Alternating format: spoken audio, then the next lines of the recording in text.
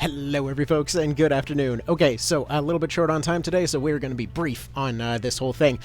So, the Wiche has been found. Apparently, that's actually how you pronounce it, thanks to the voice acting. Anyway, her requirements are actually different this time around. Cheeky random thing, by the way. She actually joins at 777 HP. Just found that funny. Any dang ways. To actually get her this time, instead of needing 3 dragons of every type, wish I'd known that before going for all these hydras, you actually only need 1 this time around. You only need to buy 1 orb from the shop this time around, and additionally, instead of getting 30 pumpkins, all you gotta do is get 3 relic upgrades. And in reality, the cheapest way to do this is actually to get 3 dragon scales. They drop pretty early in Palace of the Dead, as well as getting the grease string, which there seem to also be plenty of these down at the early floors of POTD as well. Just going up to about floor 13 or so, I ended up getting in total now 7 dragon scales, 2 grease strings, and a crescent. So there's definitely a lot of variations that you can get on these. And then, yeah, you do 3 upgrades in her shop specifically before you buy those orbs, and there you go. You get the cutscene. She joins you as a regular witch. Then you go have your fight over here in Vesk, and then at that point she lets Pumpkin take over her shop.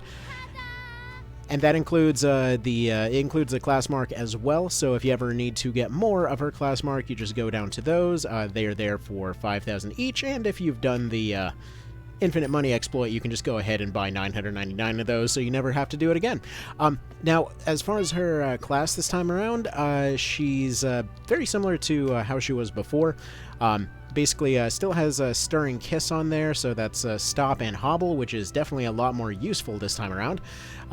Though I will say it's still a little bit, like I would have preferred this to be an auto, but whatever, it's a special. It doesn't seem to have anything particularly different about it. In most cases, you'd probably be wanting to do one of her spells as well. But 35 MP, it's a little iffy as to why you wouldn't be just using one of her spells at that point. Comes with Petra Burst, Spell Charge, Meteor Strike 2, and Whop 2, though realistically, we're just going to go ahead and swap Spell Charge straight into a Poison Mist right away. Her overall access seems to be just like it was before. Also, apparently I'm out of Poison Mists. That's a problem. But yeah, her spell access seems about the same as before, where she's got basic elemental stuff for the most part, and a lot of debuffs, which again, just all dark stuff. No real reason to switch her over into the other elemental stuff unless you specifically just happen to want to have her go Apocrypha or something like that. I know personally I'm probably just going to switch her over to Fire and have her run Supernova, but either way. Spell-wise, or rather skill-wise, again, Stirring Kiss for that stop and hobble, Witch's Smile, which is an automatic that gives a chance of charm within 1 tile. The 1 tile bit is a bit iffy, though it does mention area 2, so it is possible that maybe some... Well, actually, no, it's self-tile and then out 1 tile, so no, it's still just within 1 tile. Meditate 4 by the time you get her at max rank, Control Golem, Engulf, and Magic Time, which is still Spellcraft and Spell Strike, which could be kind of uniquely useful for the purposes of having her both running Draconics and debuffs, or not Draconics and debuffs, but Apocrypha and debuffs. So, like for example, if we were to switch over to a Supernova, which is currently on somebody else right now, but either way.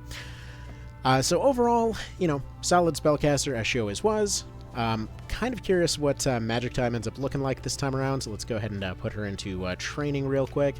Just kind of see if there's any... I assume it's pretty much the same callouts as they were before.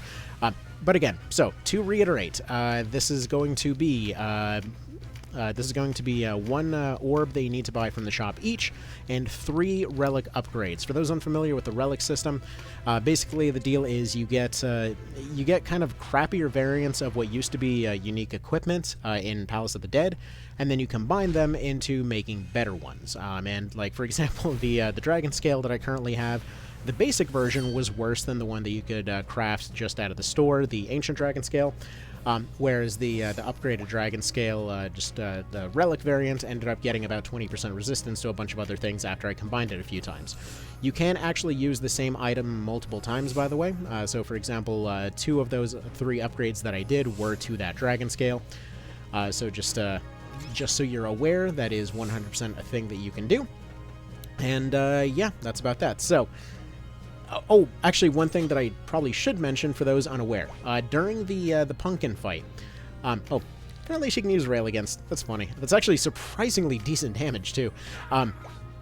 So, apparently some of the best... she can do some of the best unarmed damage in the game, apparently.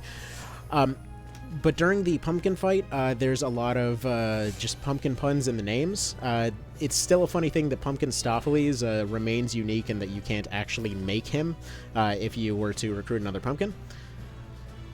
Anyway, so, guys have a good one, take care, and good luck with Deneb. Again, 1 orb each and 3 relic upgrades. You're good to go. Have a good one.